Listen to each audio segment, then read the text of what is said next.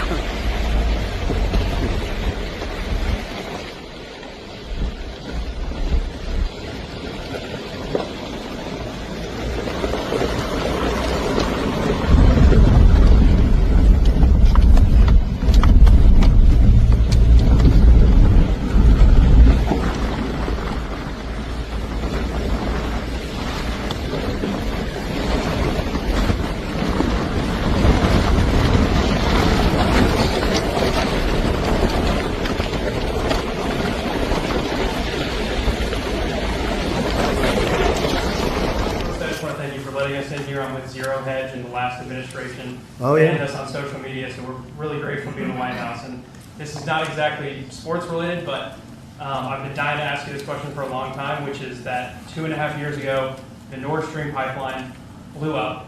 Yeah. And despite what people like John Brennan and all the hawks said, you were one person who said Russia probably did not blow up its own pipeline. Yeah, if you can believe, they said Russia blew it up, yeah. And so I'm wondering now that you're president, if you would consider launching a formal investigation into what happened there and who actually did blow it up.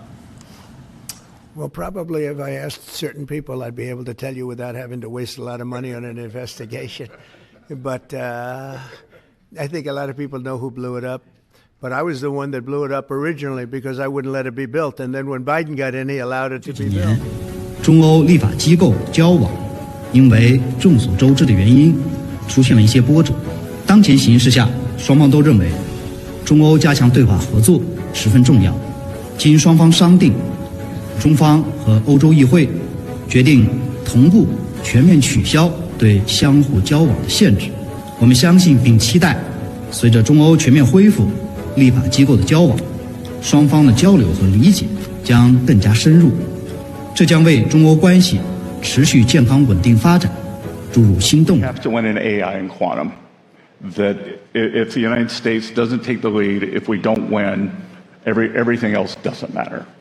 That if we lose the edge there, and I think China's catching up, which is natural, but I think we will maintain our leadership on that. And again, what we're trying to do is not pick winners and losers. We're just trying to set the environment for the best opportunity for our entrepreneurs to succeed, stop intellectual property theft, and in terms of making it accessible to all Americans, I think that's going to be very important. The rate of progress is exponential right now on at least 3 key dimensions. So number one is the algorithms themselves. The models are improving at a rate of, 3 to 4 times a year. They're not just getting faster and better, but qualitatively they're different. Remember, we started with pure LLM chatbots. Then we went to reasoning models. We didn't even get to the agents part of it yet, but that's the next big leap after reasoning models. We're just starting to scratch the surface there. Then you've got the chips, depending on how you measure it. Each generation of chips is probably 3 or 4 times better than the last. It's not just the individual chips that are getting better. They're figuring out how to network them together, like with NVL72. It's like a rack system to create much better performance at the data center level. And that would be the third area where you're seeing basically exponential progress. Just look at the number of GPUs that are being deployed in data centers. So when Elon first started training Grok, I think they had maybe 100,000 GPUs. Now they're up to 300,000. They're on their way to 1 million. Same thing with OpenAI's data centers, Stargate. And within a couple of years, they'll be at 5 million GPUs, 10 million GPUs. The algorithms, the chips, and the data centers are all improving or scaling at a rate of, 3 to 4x a year. That's 10x every 2 years. Where people don't understand exponential progress is that if you're getting better at 10x every 2 years, that doesn't mean you'll be at 20x in 4 years. It means you'll be at 100x. So you multiply those things together, the algorithms, the chips, and then the raw compute that's available. You're talking about a 1,000,000x increase, some of which will be captured in price reductions. Some of it will be in the performance ceiling, and then some of it will just be in the overall amount of AI compute that's available to the economy. But the impact of this thing is going to be absolutely massive. And I think people still don't even appreciate that fact because they don't understand exponential progress.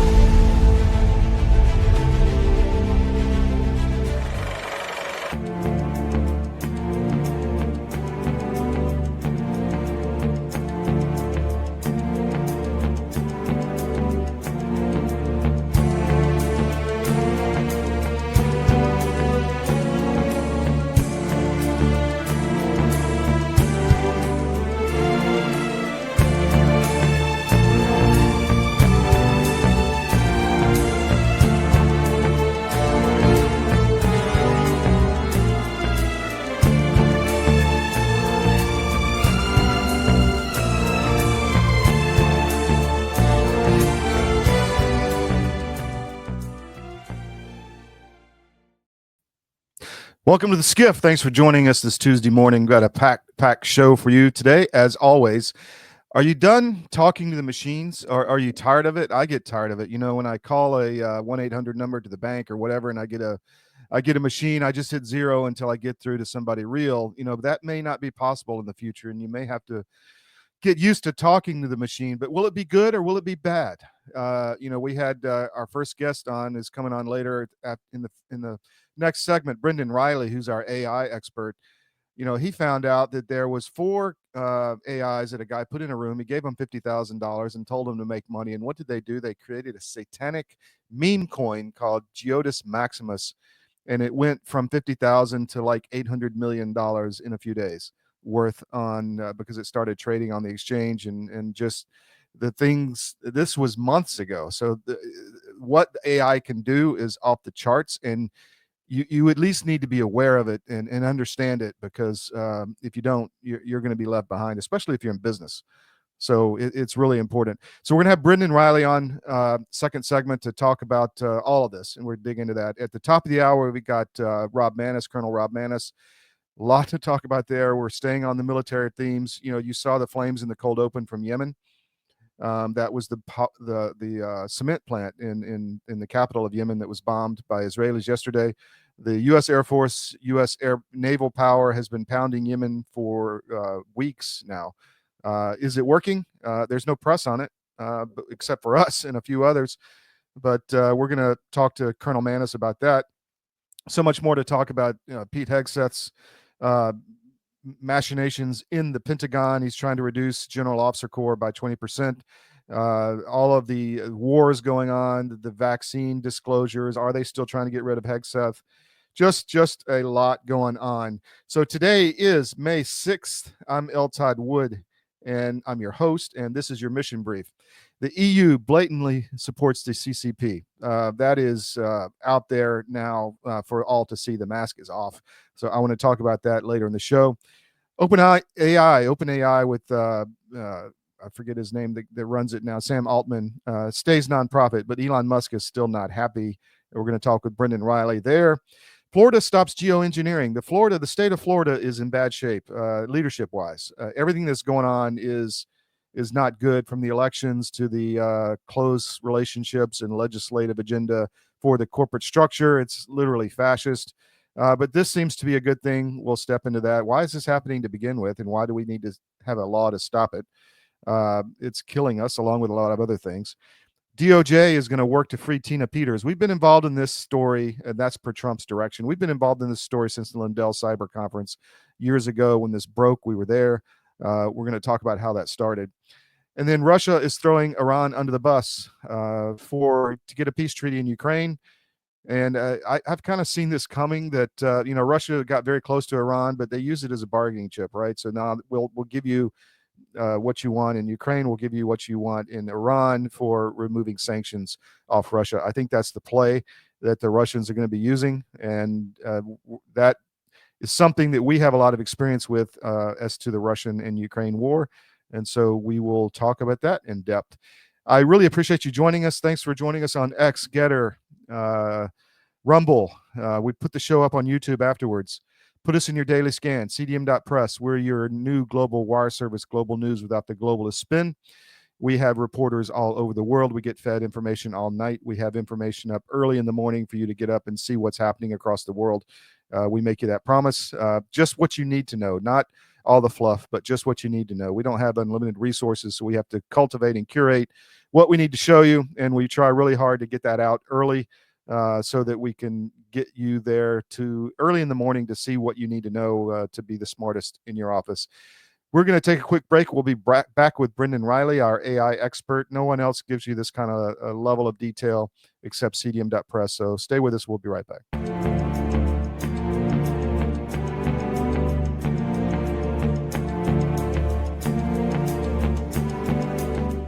Well, in the case of hydroxychloroquine and ivermectin, these are two medications that have been FDA approved for use in humans for decades. They are very, very inexpensive. Interestingly, available over the counter in almost every other country other than the US and Canada. You can just walk into a pharmacy and buy them like we buy Tylenol in much of the world because they're that safe. And we've known for decades that ivermectin has very strong antiviral properties. It has anti-inflammatory properties, and both ivermectin and hydroxychloroquine are what we call zinc ionophores. They help to move zinc from the bloodstream into the cell, which is where it needs to be in order to fight off a virus. So lots of application for these, and we have every reason to believe that those drugs also will likely have some efficacy against H5N1 or a number of other respiratory viruses that we may meet down the road. If you haven't noticed, gold has reached a new high, all-time highs actually, and keeps going up every day. Why is that? It's because precious metals are a long-time historical store of value. And if you own a portfolio and you have assets in the fiat currencies, i.e. stocks, bonds, cash, or whatever, you're vulnerable to hyperinflation, which is coming as our debt explodes another trillion every 90 days. It's really scary. So how do you protect yourself? Go to Advisor Metals. If you look on any of our CDM.press sites, about halfway down, there's an ad for Advisor Metals. Click on it, fill out the form for your contact info, and Ira Bishotsky will contact you and talk to you. It's an easy conversation. There's no sales pitch.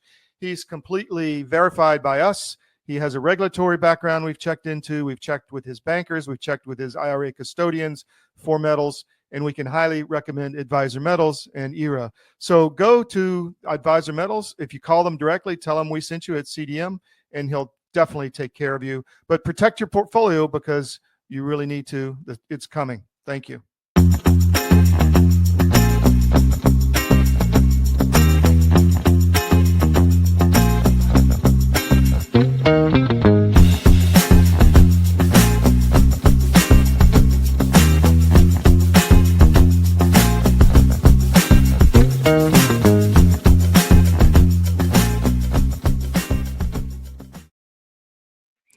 Welcome back to the SCIF. Thanks for joining us. It's Tuesday, almost hump day. I'm going to bring on one of the smartest guys I know, Brenden Reilly.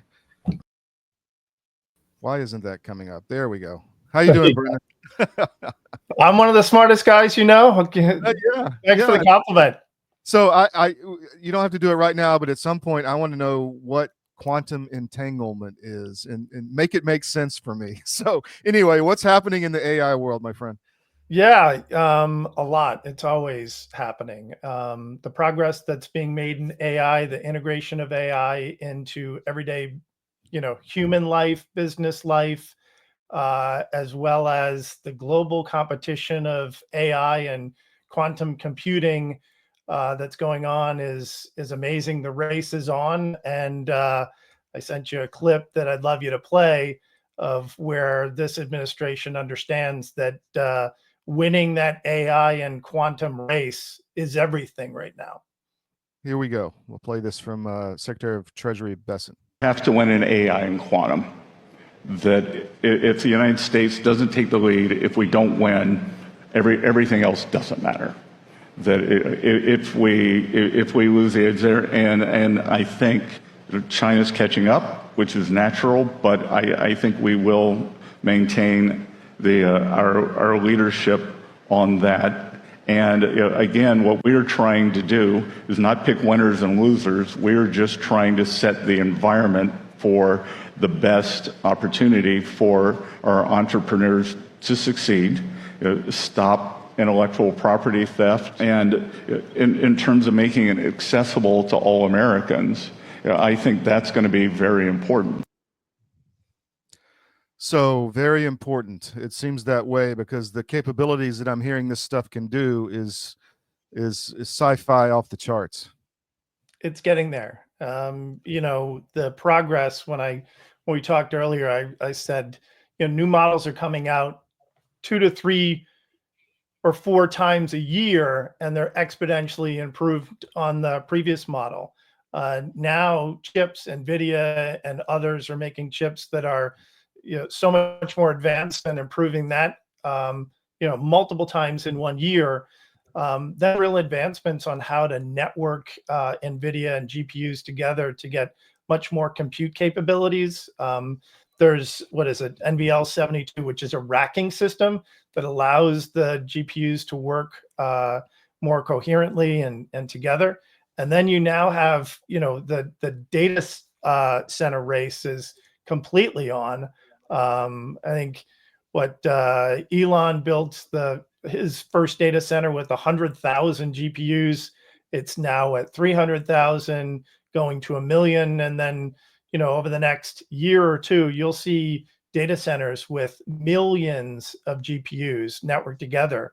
And what that's doing is making the ability of a single AI, OpenAI, right, or others, Grok, Gemini, to basically be able to have massive compute capabilities and understanding and learning at exponential levels, so that we've gone from this, AI being LLMs that figure out what the next best word to use is, which is, what we were all introduced to now these models that do reasoning, right? They understand and they reason.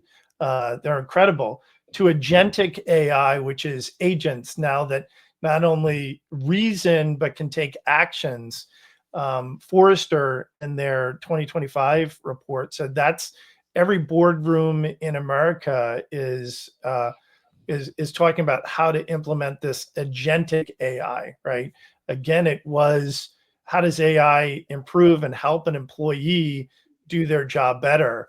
Now it's, all these agents can now take over a lot of the functions and move things faster. So you're just seeing this massive wave. And then I know you wanted to talk about Sam Altman and OpenAI and what's going on there. Yeah, let's do that. But first, I want to ask you: these data centers, you're seeing them pop up. I mean, massive structures everywhere in the U.S. I mean, I guess some of them may be warehouses, but you're seeing, every time I travel somewhere, I see these huge infrastructure projects going on that, they just look like massive, multiple football field long buildings. I mean, are those data centers or are those warehouses or both, or are they nodes? I mean, what's going on? Yeah, I mean, it's funny. They're less being nodes. The move is these massive, gigantic data centers. And the real problem is, I was working on building one in Wyoming with tons of solar and power. And the issue is that it is basically where you can find power, right? These things, I think you saw Microsoft was buying old nuclear facilities to try and build data centers, because the demand for the power out of these is absolutely massive. So yeah, I mean, they're building at a rate that, is amazing. So Catherine Austin Fitts was interviewed by Tucker the other day, and she was talking about, breakthrough energy.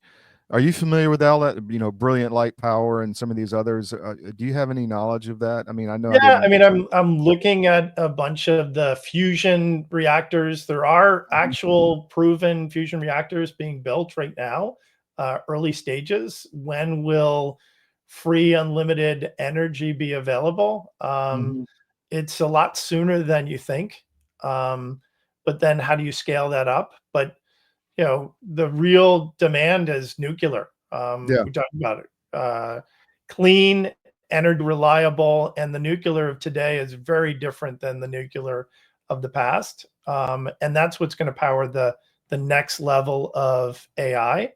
That clip with China and other nations trying to, it really is a race between U.S. and China, especially in quantum computing and AI.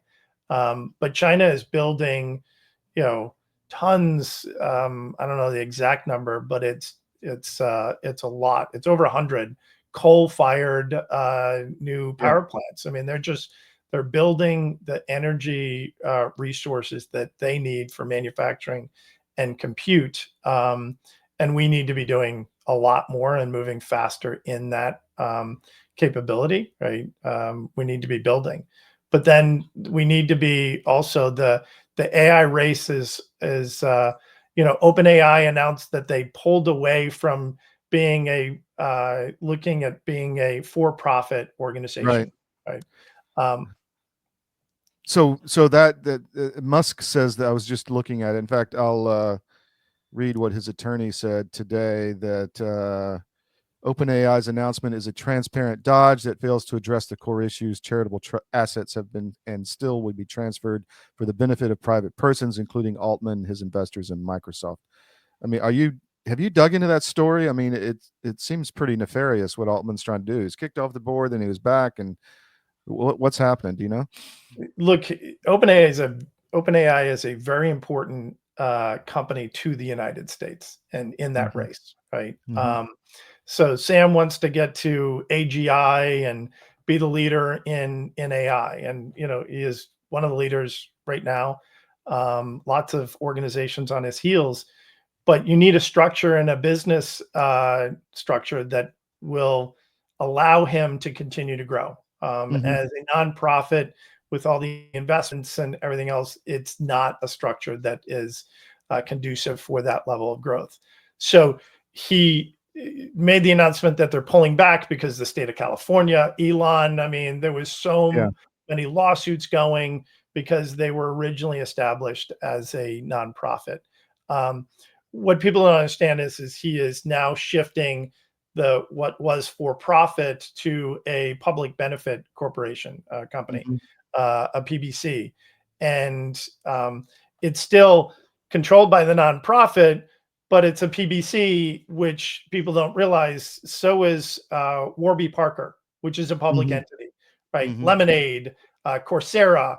There are multiple public benefit companies that were nonprofits that followed this, that have shareholders and do IPOs and sell stock. And so, the nefarious action is, I'm not going to do it one way, but I'm going to end up exactly where I needed to be anyway. So in a PBC, Sam will continue to be able to raise capital, do public offerings, and to achieve the goals that he needs. The profits of that will actually flow back to the nonprofit of OpenAI, where he said they will be focused on healthcare, medical research, scientific research, for the good of all man, right? I'm not so sure that Sam is really focused on that. I think his real focus is how much money he can make and how he can win the AGI race right now. So that was my question. The structure, is it needed because it drives the profit incentive? I mean, do you need to incentivize people and give them stock, and you need to raise capital and all of that? Is that why it's the better structure than a nonprofit? Yeah, I mean, to get billions in investment, I mean, building one of these data centers and buying 100,000, 300,000, a million GPUs from NVIDIA. I mean, you're talking about billions and billions of dollars, and you can't get that from a nonprofit. I mean, they've been really successful in doing so with Microsoft. But even Microsoft, I mean, they gave up their board seat in OpenAI so that there's no conflict of interest there. But their focus is, this public benefit corporation will be spun up. I suspect that there'll be an IPO in the future of that. They will raise billions of dollars and continue to be able to fund OpenAI's growth but as that's going on, I mean, OpenAI is just one entity.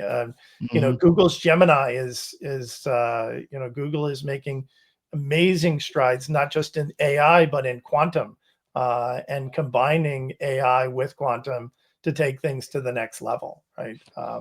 So you were the guy that introduced me to quantum. I had always heard the term, but I didn't really understand what it was till I started digging. But can you stay for another segment, another 10 minutes or so? Okay, we'll be right back and we'll talk quantum computing with Mr. Reilly.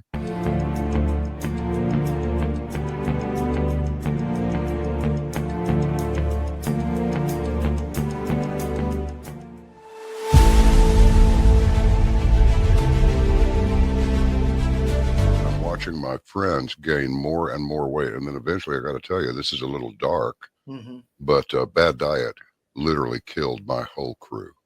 Wow. Diabetes, a stroke, I mean, all kinds of stuff. It's like, you had a stroke, you're not even 50 years old, you guys got to quit eating this stuff. Your body knows what's what. You're not conscious of this, but that's why people will go to the refrigerator and they'll grab this and that and the other and put together this outrageously elaborate combination of foods. Your body's trying to reach balance. Unbeknownst to us, our bodies are always trying to reach homeostasis. You can't eat all of this stuff and expect to live a long time. And one thing led to another, and I went, forget this, we're going to make our own product. So we partnered with one of the world's top 3 biochemists where nutrition specific study is concerned. I said, all I want is the best nutritional and immune support product in the world. So we mixed it in yogurt. It's a powder. I got a bag of it here. I keep one on the console all the time, just so I can show people. Yeah. And it's a powder. Now, this is not candy.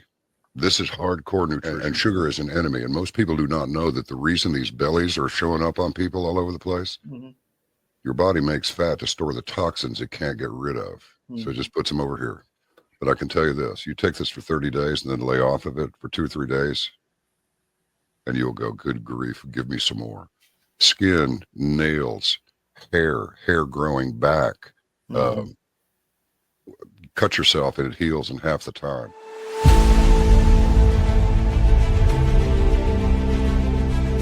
I'm David Cross, and you may know me from my election integrity work, but I also own U.S. Asset Management, an investment advisory practice.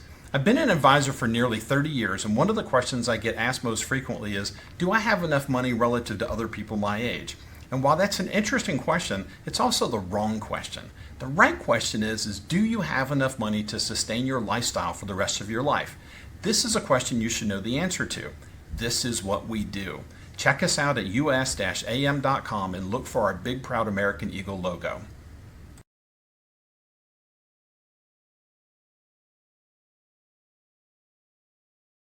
We're slogging over Africa. Foot, slogging over Africa. Boot,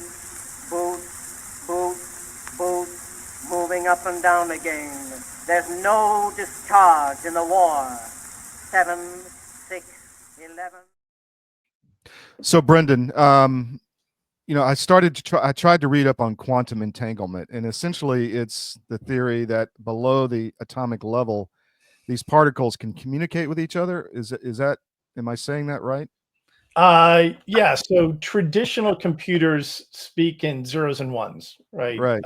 Quantum computers speak in qubits, which is, a quantum bits. And what they do is that they have a phenomenon such as superpositioning, entanglement, inference, and instead of a 0 and 1, a qubit can be a 0 and 1 simultaneously.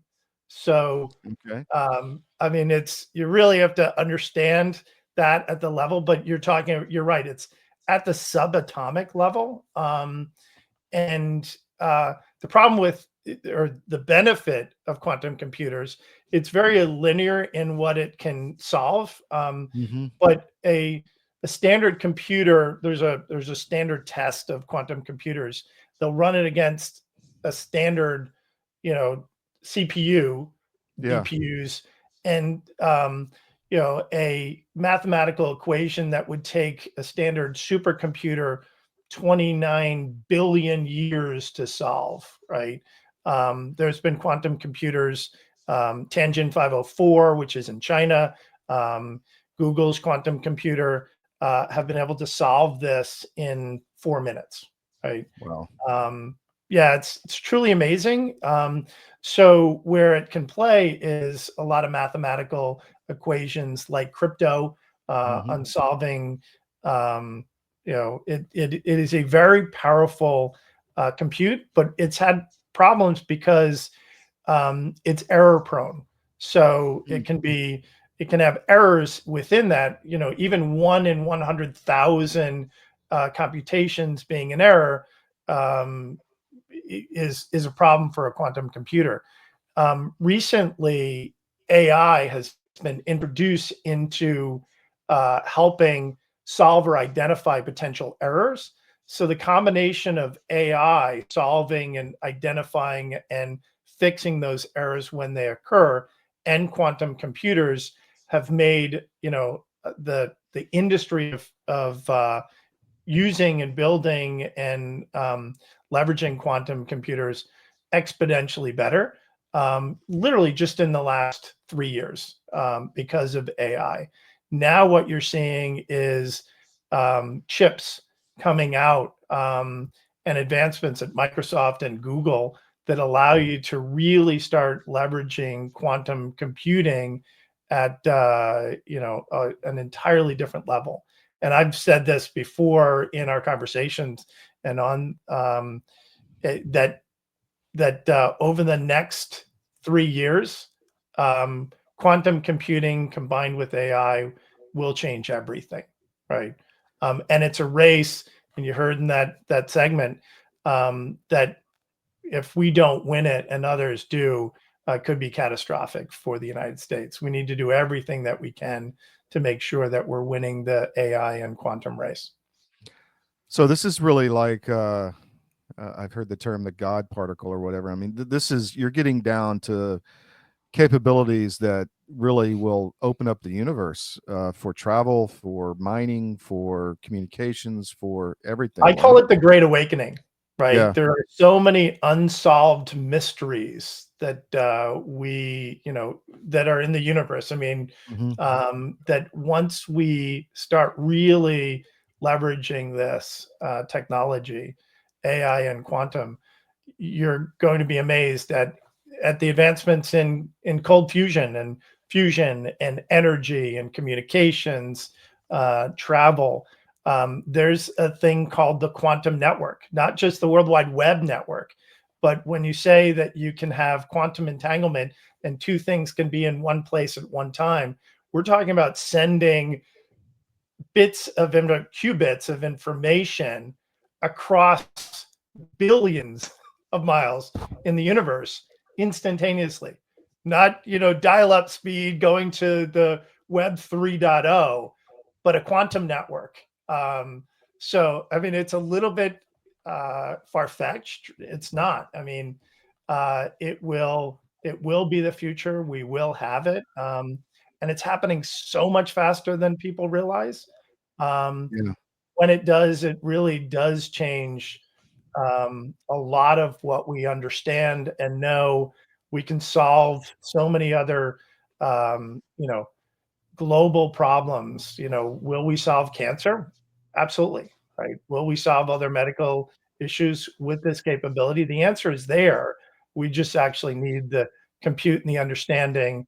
And with these reasoning models, with AI, and with the compute capabilities that we're building, I mean, think of it, a million GPUs in a data center. As you add on this, once you start giving it the right questions and leveraging all of that compute and power, the world will be amazed at what happens. Now the question is, I wrote a book on AI ethics. Is at what point, you need to be making sure that is all being built for good. And this goes back to Sam Altman, not putting the controls in place, and the board fired him because they were worried that once you start really unlocking that power, do you have the controls and and the ethical guidelines and guardrails around to make sure that all of that compute and capability is used for, public benefit and not nefariously. And that'll be the challenge going forward. I think that all of this is connected. I mean, I haven't quite figured it out, but you have all this, like, for lack of a better word, evil that has appeared in our world, mutilating children, massive forever wars, all of this stuff. It feels like we're in a big fight for control of something, I guess is what I'm saying. I mean, you could war game this out. I mean, you're talking two places at the same time. I mean, that's time travel. It's like Star Trek, beam me up, Scotty. All this stuff is like not so weird anymore because this capability could be coming online, right? And that maybe is what this whole fight is about. It's not could be coming online. It is, right? And I again, I call it the Great Awakening. All of that will occur in our lifetimes. I mean, I'm older, right? But I see it in our lifetimes. And then it's what's the impact on society and how do we manage it? And how do we make sure that people understand in the administration, in government, in business, what it means for employees, for society, and others, right? Well, Elon said, I heard an interview that Tucker did with him, I guess a year ago, and he talked about, well, it's like a child. Yes, the child will grow up and get stronger than us, but we have to train it the right way while it's young. I mean, do you agree with that when it comes to AI? Or is that, as a father of 5 children, I try it all the time. Elon is right. I mean, I don't know how many kids he has now, but I know he's got one that is rebelling against him and gave up his last name, right? Yeah. And wants nothing to do with him. That's the problem, right? Yeah. It will be more powerful, more capable, and smarter than any human being exponentially, right? It'll be 1,000,000 times smarter than anyone on the planet. And at that point, what do we do? So yes, I mean, the guardrails have to be on. And that's the most important thing for this, is moving at a pace that is beneficial and at speed that we can actually all consume the AI, and it's available to all of us. But truly, AI ethics becomes such an important part in AI controls. If you go back 2 years or 3 years, I mean, Elon Musk was saying, shut it down. I mean, he's like, this could be terrible. I mean, you can, as you say, game it out. But that's the controls that we need to have, is make sure that China, the United States, organizations, OpenAI, and others, and even small startups, DeepMind, and others, are putting the controls around that ensures that deep fakes, fake news, all of it is just early stages of what you can see. I mean, if you're a quantum and you can just create crypto, I mean, you can just create wealth. You're exactly. And what happens there? I mean, look, day in and day out, I spend my time trying to understand how to leverage AI and quantum computing, really AI right now, and hopefully quantum computing at a level soon. But the advantages are tremendous, and we'll continue to see it. Again, OpenAI's shift to a public benefit company is great.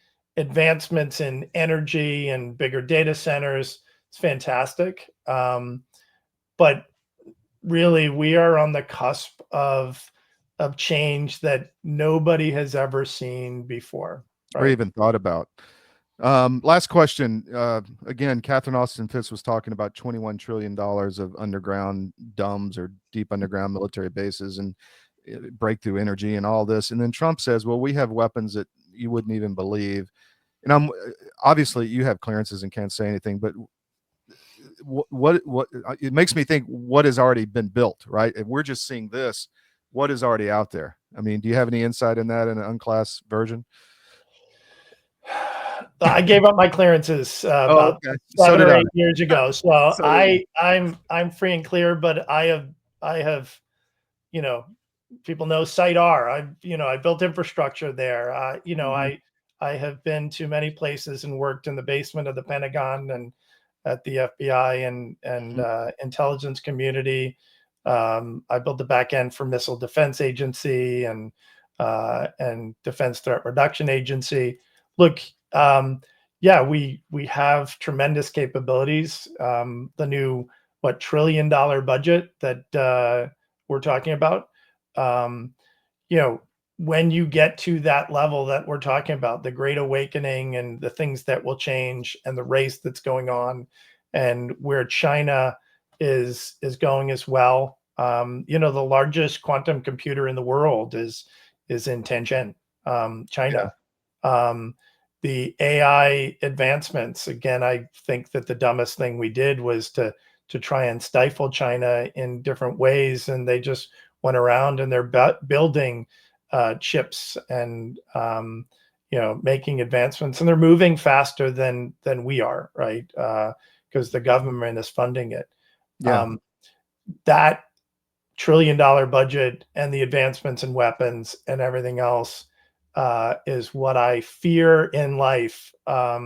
Is that as the race goes on, winning that race of quantum computing and AI is so important that the loser in that race might try and actually do something to leverage those technologies of war and others, where I think working together and really creating AI and quantum for the next level of free energy and improving healthcare is a global initiative, not a US initiative.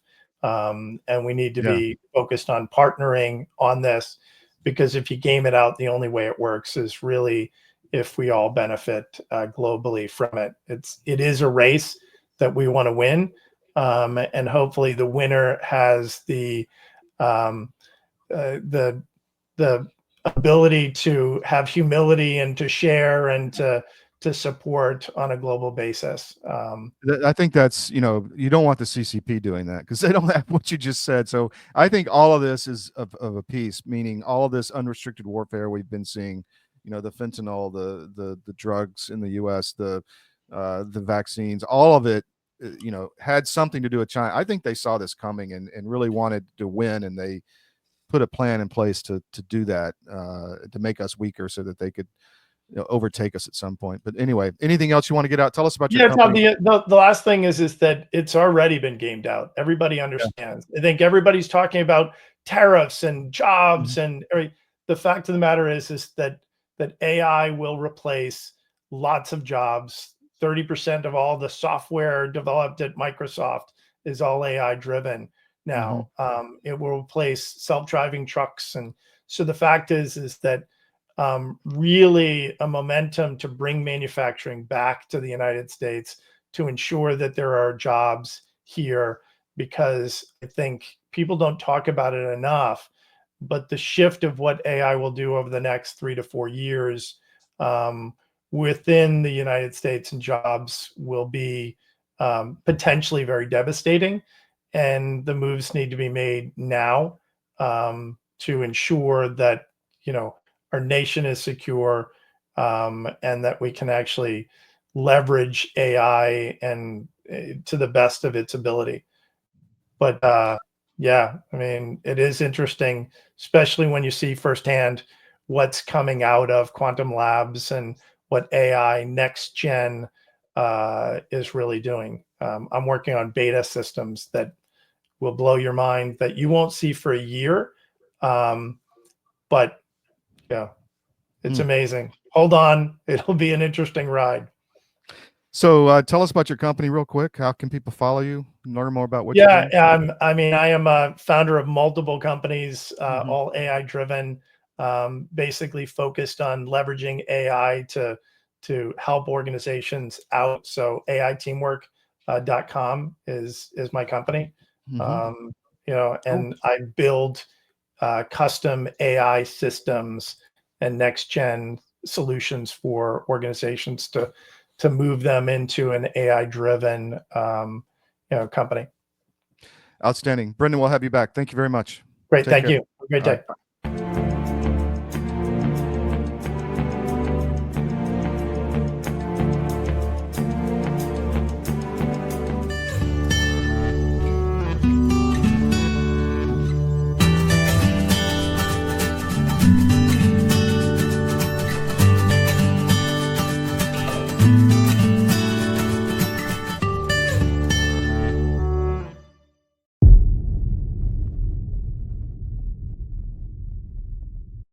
The bird flu is circulating. We're getting more and more press, more fear mongering, more warnings about this.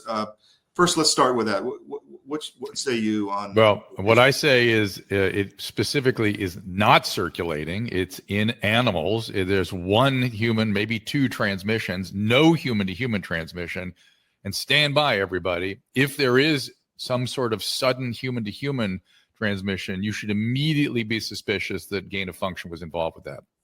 Just the fact that they're taking an animal virus and going nuts on it in the press and talking about it all the time, that to me leads me to believe that they have concerns that somebody is doing something with that virus, because this would not happen naturally, in my opinion. Our world is changing rapidly. Many crucial systems we depend upon are collapsing. And the most important system that is failing is the food supply. Mr. President, this Council is more than aware of the multiple challenges and threats the world is facing today. But the threat of famine, people starving slowly to death, must be a red line. These food prices are going to keep going up and up, and they're going to keep feeding excuse after excuse, narrative after narrative. Yeah. Where you're going to have to get off that treadmill and start getting more autonomous with your own food growing. You want to make sure that you can eat, because frankly, food is the biggest issue as we are going through these transitions. But amidst the chaos, there is a path to resilience. Marjorie Wildcraft is the female leader of the survival and preparedness movement. Marjorie has taught millions of people how to grow an abundance of food in a grid-down situation, even if you have no experience, are older, or out of shape. I've spent decades finding the fastest, easiest, and funnest ways for the average person to be able to grow a lot of food. I've created a step-by-step process that's so simple that even kids to elders have been using it in order to grow a lot of their own food. And you can too, even if you have no experience, you're older, or you're out of shape.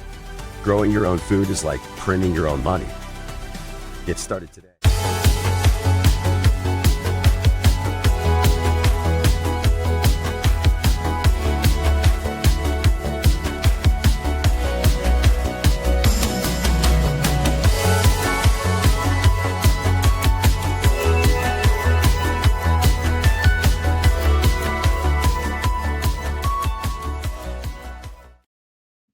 Welcome back to the SCIF. Appreciate you joining us today. The show's still going. We got a packed one. Top of the hour, we'll have Colonel Rob Maness.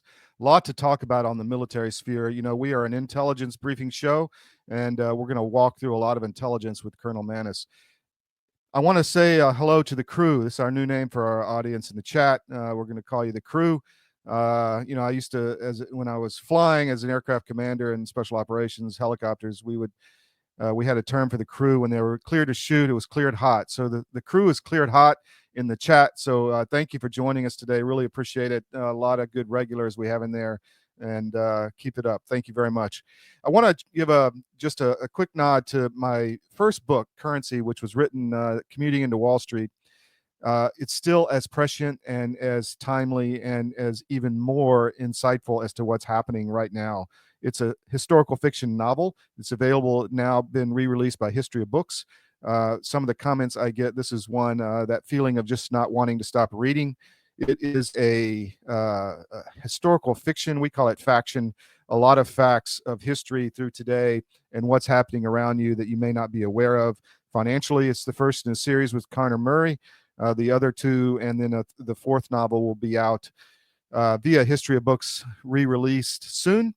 And we're very proud of this. So you can go to ltoddwood.com and get a signed copy or go to History of Books or anywhere books are sold. I think on Amazon there's well over 500 reviews, and I think the average is like 4.6 stars. So we're very thankful for that. The book has been well received. We've sold a lot of them, but I want to do another big push to get the book out there, because it's so important to understand what's happening around you financially. People say 3 things I get. I stayed up all night. It should be a movie, and I feel like I got a degree in finance by just reading the book, and I didn't even know it. Again, it's just a page-turning novel. So please check that out. Let's talk about what's happening in the world. So if we go to cdm.press, I will just bring this up right now real quick while we're talking. Stand by. So the EU has taken off the mask, essentially, with China. They are openly showing their commitment to China. We've talked about this. We have themes here that we go through, and one of them is that the EU has been captured by China and will slowly take their side in the conflict with the United States, because Beijing was effective, just like he was effective in the US with Biden, of capturing the leadership. And I think that's completely what's going on in Europe, or at least, to the very least, they're globalist and in line with the CCP. And now that's the fact, that the Trump tariffs are working very well against China and against the EU to bring manufacturing back to the US and protect our own workers, that the EU is taking off the mask and openly working now with China to do more together and to confront the United States. And also, if you scroll down the article, that's the wrong one. Hold on. There is information on, there's the video of them. They had a big celebration in China of the 50-year anniversary between the EU and China, and how they're all going to be kumbaya. But also, one of the NATO members in Europe, and Germany, reports that its energy structure is all supplied by China, and that they're dependent on China. So what do you think? NATO firms dependent on China. Not cool, right?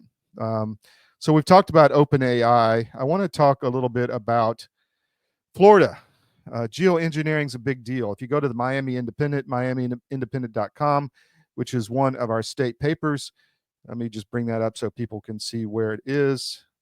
This is the Miami Independent at miamiindependent.com. Very impactful paper in Florida if you're in the area. And there's a great article with CHD, Children's Health Defense. We've worked with them for years, that Florida has passed a bill to stop geoengineering in Florida. It's very weird, because there is a real cozy relationship between the Florida legislature and big business, and in certain big elements, financial elements globally. DeSantis was in bed with all of these people. So is most of the infrastructure in the elections in Florida. So it makes you think, why are they going after geoengineering? What they try to do is pass bills that, appease the base, but while they're stealing the elections in Florida and supporting the cartel. So we're going to dig into why this really is going on, but it's something you should be aware of in Florida. Other story I wanted to talk about is Russia throwing Iran under the bus? This is a good piece in Real Clear Defense. We've talked a lot about the closeness between Russia and Iran. I have the Iranian Resistance book out, Paying the Price, The Untold Story of the Iranian Resistance. If you want to know how we can take down the regime from the inside, we don't need a major war, which I don't think will be effective anyway. We'll talk with Colonel Manis about that. But is Russia ready to sacrifice Iran in the nuclear negotiations? Meaning that to get the sanctions released from Russia, perhaps Russia is going to distance itself from Iran as the Trump administration negotiates direct with Tehran to try and end the nuclear program, which is all tied into Israel, which is tied into the push for World War III, the push for the big Middle Eastern war, for power, more money, control. Don't let a crisis go to waste. Don't let a war go to waste. And that may be what we're seeing in the Middle East. So I just wanted to make you aware of that is happening. And the last one I want to discuss is Tina Peters. We were at the Lindell Cyber Conference when this happened. What she did, which if you may not know, a lot of people don't know, and we have the Colorado Free Press in Colorado. I'll also bring that paper up just so you can see that we have a lot of papers at CDM around the nation. The Colorado Free Press has been reporting on this pretty heavily, which is our entity in Colorado with Ash Epp and her team. Well, what Tina did was she was a county clerk in Mesa County, Colorado. They had a corrupt election, and then the Secretary of State wanted to come in and update the machines. So she said, okay, I'm going to take an image of the server, and then she took another image after the server. And guess what? She found out that all of the election data was changed in the update, meaning they were wiping the system and removing evidence of what they actually did in the election in 2020. So Tina Peters is a hero. People have made a lot that her son died. It was a Navy SEAL. That's true, but really it's her behavior and her courage to do the right thing, which really was instrumental. There was a small group of people that helped Trump get in office, and Tina Peters was one of them because she broke everything that was going on, and it went downhill for the regime since. Trump has since come out yesterday and said, free Tina Peters. You can see his comments on the article at cdm.press from his Truth Social account. And he talks about what she did and what they have done to her. They tried to make an example and destroy her and essentially kill her in prison. And that's the same thing they tried to do with the J6 people. So you can see who these people are. They're not good people. And but Tina needs to be let out of jail. Trump has ordered the DOJ to do what they can to get her out. We'll see if that happens, but she really needs to get her out of there. There's a lot of comments going on about Lindell and everything, and I'm not saying anything positive or negative about Mike Lindell. All I'm saying is we followed this from the beginning. We saw what happened. We were there when it happened. And so we've been on this story for a long time. And what you don't realize is that CDM has reporters all over the world in different places and seeing different things. And it gives us a knowledge that we can bring to you as a news network. So that being said, we're going to have Colonel Maness on shortly. He's going to talk about we're going to talk about with him all the wars and everything in the military, just a lot to go through. So we'll see you right back. We're going to take a quick break. Put cdm.press in your daily scan. We're on podcast. We're on we're commenting, or we're streaming on all the different platforms. Sign up for our social media, CDM1 on Rumble. Sign up on YouTube. We need to grow that to build our audience. Sign up on our X account. That's growing nicely, but all our other papers as well: Georgia Record, Miami Independent, Connecticut Sentinel, etc. If you go to cdm.press, top menu, CDM sites, you can see them all. There's 13. We're working on others now, and some other exciting things coming our way with different commentators and analysts, and kind of thinking out of the box. We creatively destroy the old media and building the new one here at Creative Destruction Media. So with that, we'll be right back. We're going to take a break with Colonel Maness. We'll be after the break.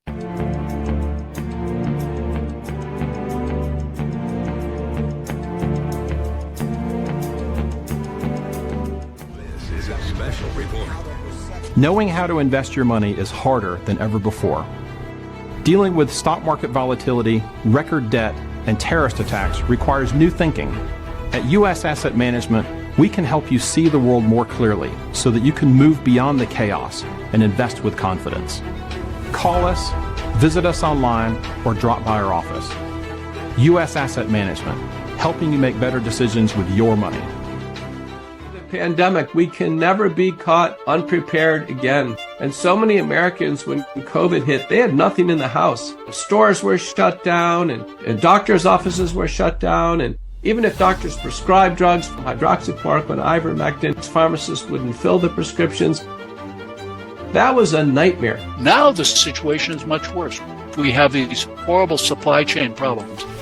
In our emergency medical kit at the Wellness Company, we have 8 prescription drugs that are all potentially life-saving. Most people who died with COVID, they died in the hospital because they didn't receive early treatment. Every American family should have one of these.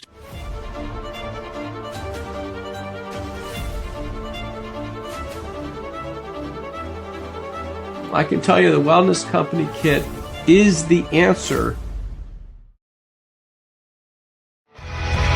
So we are in the factory in Kentucky. This is Alp World HQ, and we are at the end of the packing line. So I'm going to show you how it works. We have the card, throw that in there. There's a packing slip, and then you have the Alp. And 4, but that seems honestly like a lot.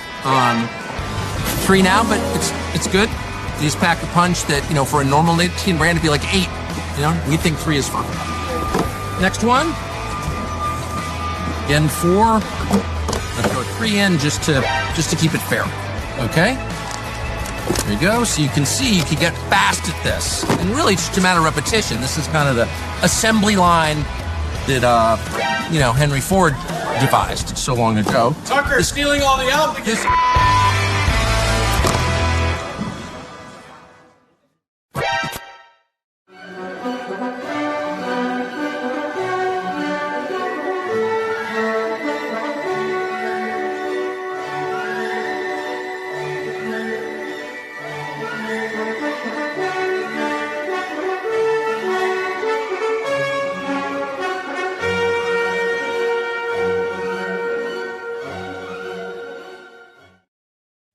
Welcome back to the SCIF. Just had a schedule change. We thought we were going to have Colonel Manus on, and it looks like he's going to be tomorrow. Just some miscommunication on our back end. So we're going to do something. We're big on history here, very big on history. And I have a series on armedforces.press called War Stories, and we talked with real heroes who have been through a lot. And I sat down with Vic Renza, who was with the 4th Infantry Division, 4th ID in Vietnam, on the Cambodian border. And his story is horrific. And it's one our citizens and our youth and those interested in history need to hear, because at CDM, we think that the information war is also about erasing history. So I want to play this interview from Vic Renza. We'll have Colonel Manus on tomorrow. We've also got Gawain Towler coming this week from the Reform Party in the UK, who's one of our best writers. He's number 2 to Nigel Farage in the Brexit Party. And we're going to continue to bring you some really good insight onto a lot of different issues. So we'll have Colonel Manus tomorrow, along with some other guests. But I want to play now this interview with Vic Renza, 4th ID, Vietnam, on the Cambodian border. So here we go.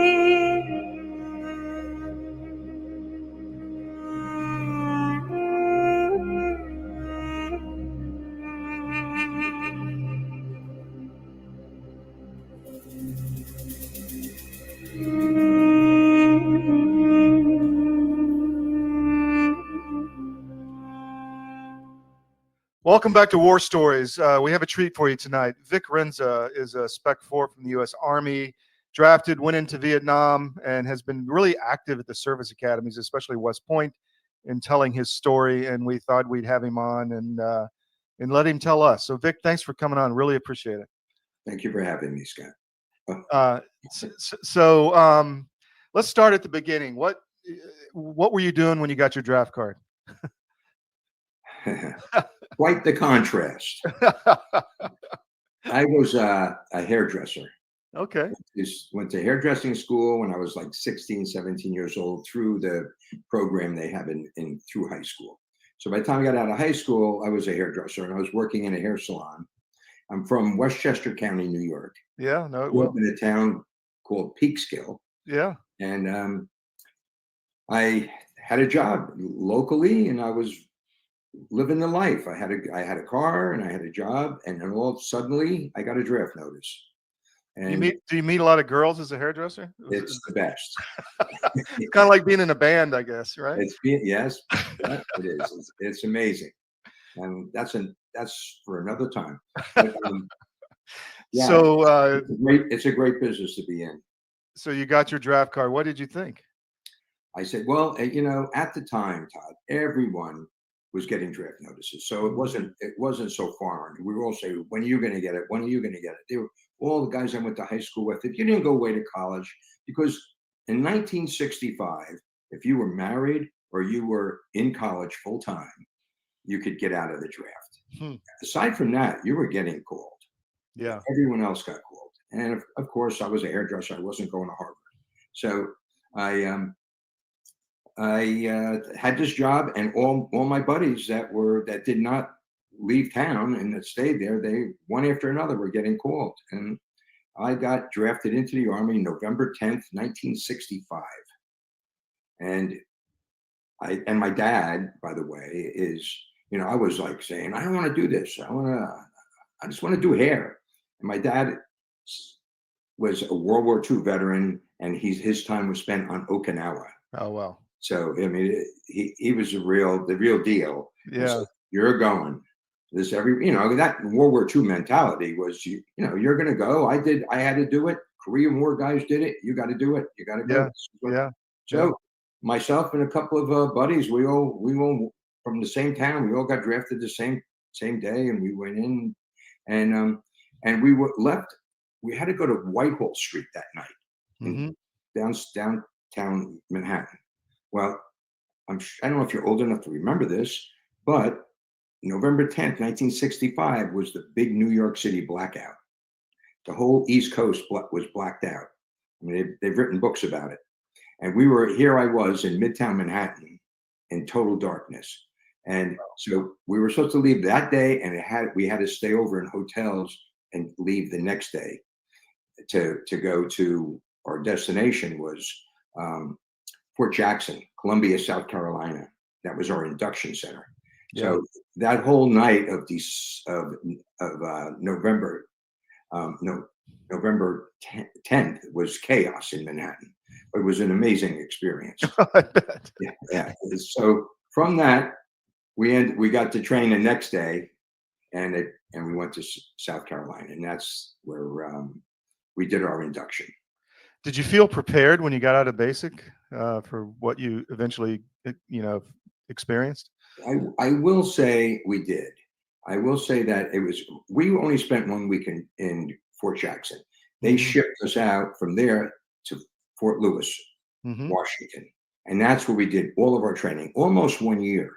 And so we did basic training, which is 8 weeks, and then went to AIT training, which was another week's advanced individual training, and then went to what they call BUT, basic unit training. And then we went to AUT, which was advanced unit training.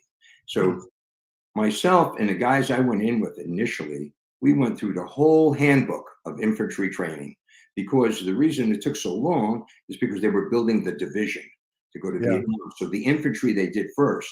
So we did all this while we were training. These more and more draftees were coming in, and they were training them for artillery, and there were signal battalions and MPs and all of that stuff. And so we had all these months while they were training those guys to do infantry training. So we did it all. By the time we left for Vietnam, we really were pretty together.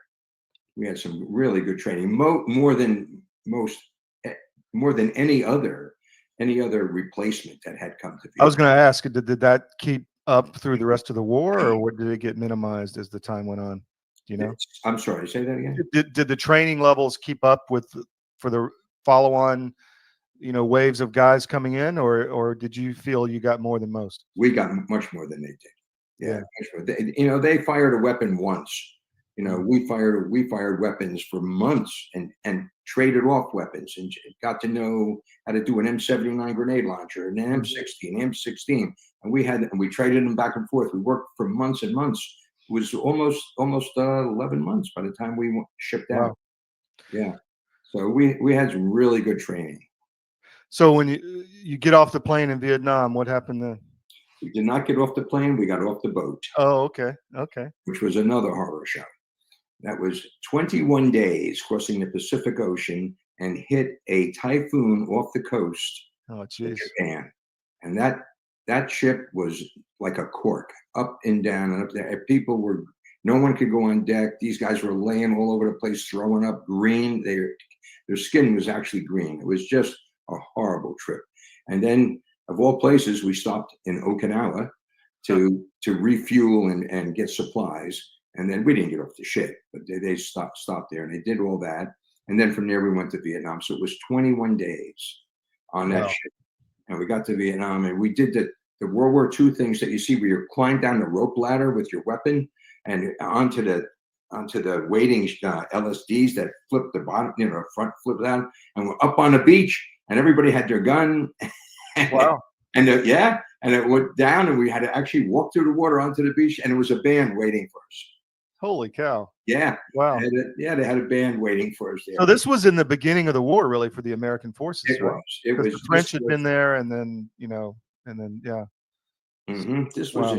was October of 1966, right? And so the biggest things up until that time was the First Air Cavalry at the I-Train Valley. Yeah. That battle, that was the biggest thing, and that ended up being our area of operation, right where those guys were. That was Hal Moore and his group. Yes, Yeah. it was.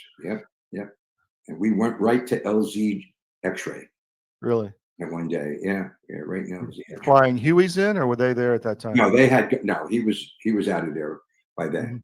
But we took over that area, and our job was basically to patrol the Cambodian border, to stop infiltration from coming from Cambodia in the Central Highlands. And when we first got there, we went to a town called Chuiwa, right on the South China Sea. And it's, I don't know, maybe 100 miles or so from Saigon, north of Saigon.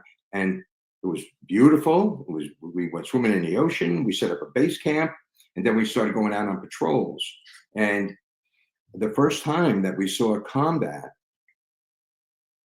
when I can't even call it combat, sniper fire, that everybody got down, we returned fire, and these guys, there were maybe 5 of them, and we had a company, and then they took off.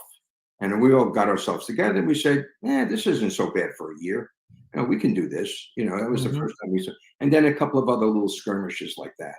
So we did that up until January of 67. And at that time, they moved us. The 1st Brigade of the 4th Infantry Division was moved to the Central Highlands, Pleiku, and we operated out of the Pleiku base. That changed our lives. Everything was different. Now there was nobody. When they fired a shot at you, no one ran. They stayed, and we only dealt with the North Vietnamese army. Oh, really? Interesting. Yeah, we never fought any Viet Cong, small groups, anything like that. When we hit somebody, it was the NVA, and they were fully equipped, well trained. They had fresh uniforms on, and life became serious. I bet. So what kind of unit were you in specifically? Well, we were on what they call a straight leg infantry unit. And we're not an airborne unit. We were just straight leg infantry. The 4th Infantry Division was in World War I, World War II. So they've been around a long time. And the thing that was unique about us is that going back to November 10th, 1965, when we were drafted, we all met at the train station, and everybody's a stranger. Nobody knows us. It's come from all over. And by the time we all got on that train, we had civilian clothes on. By the time we got off the train 2 days later in Columbia, South Carolina, we had made some friends with each other. We became friendly with each other because most of the guys were from New York or Pennsylvania. It was that area. And we from that minute on, we became very good friends. By the time we left for Vietnam, I had the best friends I've ever had in my life. My friends were writing letters to my parents. My parents were contacting their parents. They were talking on the phone. Did you hear from Bob? Did you hear from Vic? Did you hear from Charlie? They were back and forth. We had it was like, because we had so many months together training, every month, every weekend, we would go into town, and it was like a college campus. We trained all week, and then in town we went in, tried to pick up girls, and we went and got beers and all the nonsense. Sure. We do, and then we come back on Sunday night and back to training again.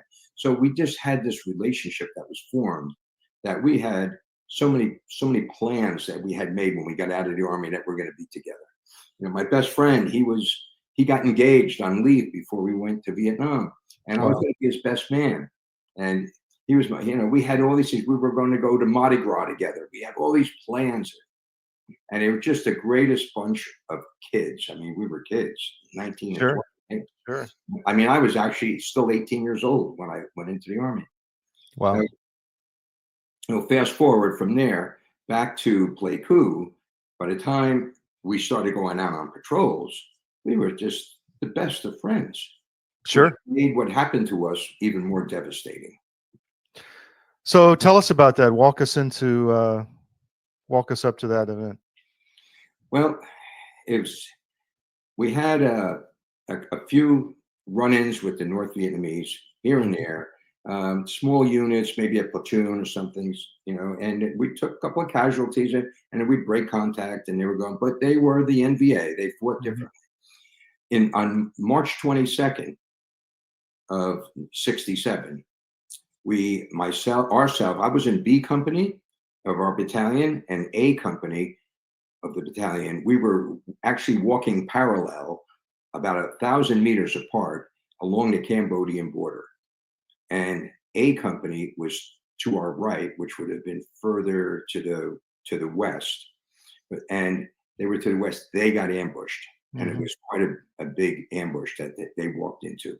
The company commander said, "We need help." And so now we got online and we started walking toward them and we just got so far, and the North Vietnamese put a blocking force in between us.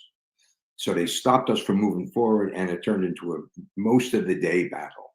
It was really a bad deal. We had to call in napalm, and we had airstrikes and jets coming in, and it was a nightmare. And it was like 30 guys killed at one day. So, but we came to their rescue, and we finally made it. We broke contact, and we finally made it up to their location. And by the time they get there, they were desperate to see us because we reinforced them. We set up a perimeter, and then the shooting had tapered off because we called in a lot of napalm, and that definitely discouraged those guys. So we were with them for 2 days. Well, from that battle, fast forward, May 18th, 1967, we were doing the same thing. We were out on patrol, only we were not so close to A company. They were probably 5,000 meters away from us. And we were patrolling the border, and we spotted 3 North Vietnamese soldiers coming down a trail. They shot at us, and they took off. They dropped their packs, and they ran. So we fired at them and went, and we grabbed their packs, and they checked out all the packs, formed a perimeter real quick.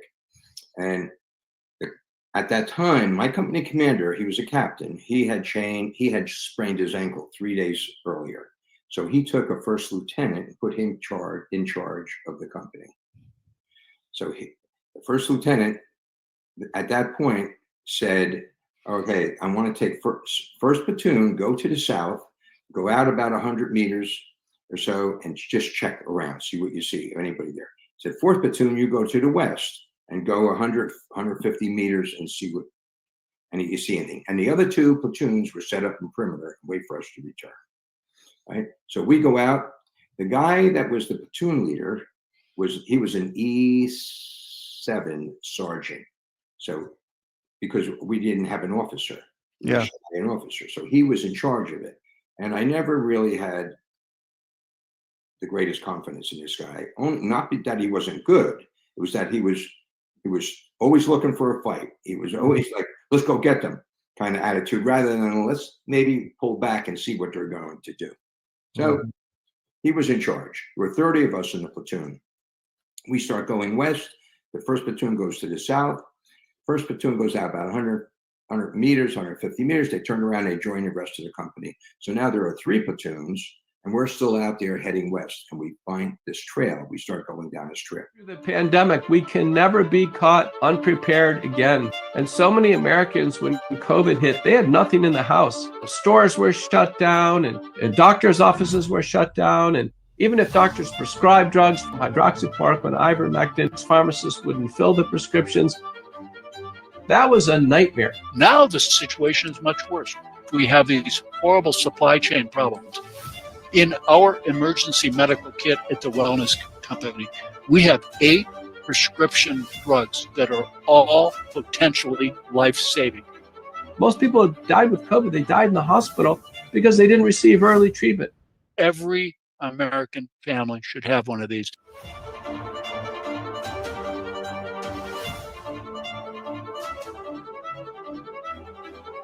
I can tell you the Wellness Company kit is the answer. We're going down a trail and we getting further and further away from our company, the other three platoons. And we pick up a couple of guys start shooting at us, sniper fire, maybe three of them. Well, of course, in the jungle, you could hear the firing. So that lieutenant who was in charge of the company, he called up to the platoon sergeant, who was the acting platoon leader that day. And he said, do you need help? What's going on? And our sergeant, his name was Sergeant Grandstaff. Sergeant Grandstaff called back and said, no, there's only 3 or 4 of them. We'll get them. And they took off and ran. And what we did is went further down this trail to try to find them. Yeah. Well, then another 4 or 5 showed up, shot at us and ran. We returned fire. Again, they called back. Do you need help? He goes, no. And I'm in the back of the line saying, because we were single file. And I'm saying, my God, we got to get the hell out of here. This is not good. And we went another 50, 60 meters. 60 meters in the jungle is very far. And when you're getting further and further away from your main force. So now, all of a sudden, the entire front jungle opens up on us, on these guys.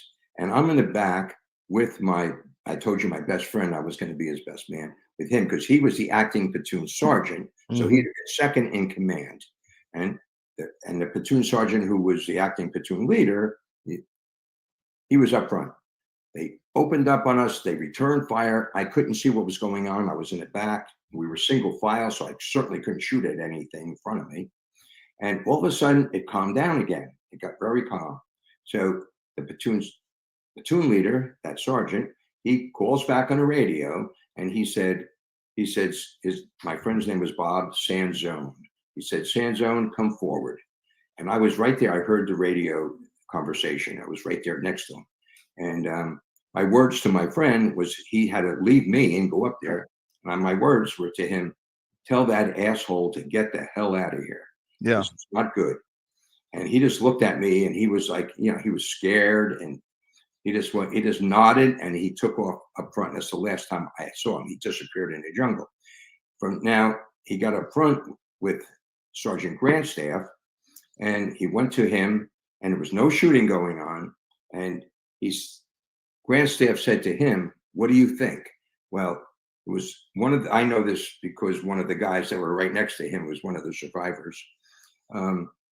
He said, what do you think? And before Bob could answer him, the entire front semicircle opened up of the jungle, just opened up an intense fire that came in on everybody. And then they're yelling, come forward, come forward. They needed help. Excuse me. They also, the company commander called on the radio. Do you need help? He said, yes, we need help. He got the company online and started moving them toward us. The NVA, all that time, were sneaking in a blocking force, us and them, and they stopped the company cold. And now they were in their own battle. So they were in a battle, and we're 200 plus meters in front of the company, and this intense fire is happening. And as they were firing, they were circling around behind us. Yeah. There had to be 200-300 of them, and we were. As I crawled forward, guys from the front were crawling back, and they're yelling, "Pull back! Pull back!" There's just too many of them. We started pulling back, and to my right there was a stream bed. Someone was yelling, "Go in the stream bed!" because there was no firing coming from that stream bed. So we all jumped. A bunch of guys jumped in that stream bed. And I think there were 7 of us that ended up getting in the stream bed. I was the next to last guy. The last guy got in, and the stream bed had a couple of burnt turns in it. And the guy that got to my left, I said to him, cover that turn, because you couldn't see if anybody was coming. And I no sooner said that, the other side of the stream bed just opened up with an automatic weapon fire. There was 7 of us in there. Who, make the long story shorter, I'm the only one that lived. Wow. Because that machine gun worked its way up. It killed everybody. And the kid that was right next to me, he had He was brand new replacement. He had brand new fatigues on.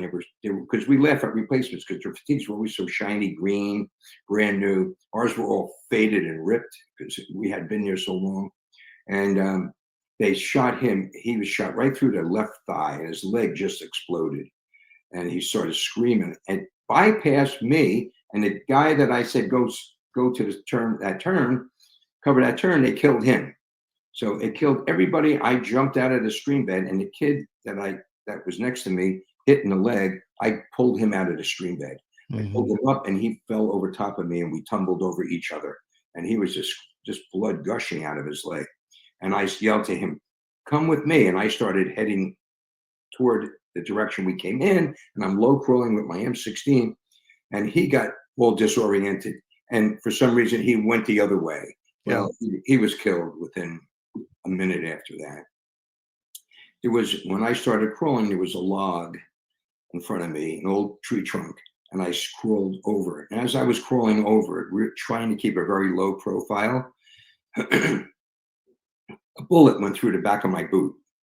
It's a miracle. It snapped my foot like 100 miles an hour, went in and ripped out the side of my boot, and it didn't touch my foot. Yeah, the bullet went in between my foot and the boot. And so I felt that snap me, and then as I got up to crawl over the log, I got shot in the back. They were just pounding on automatic fire.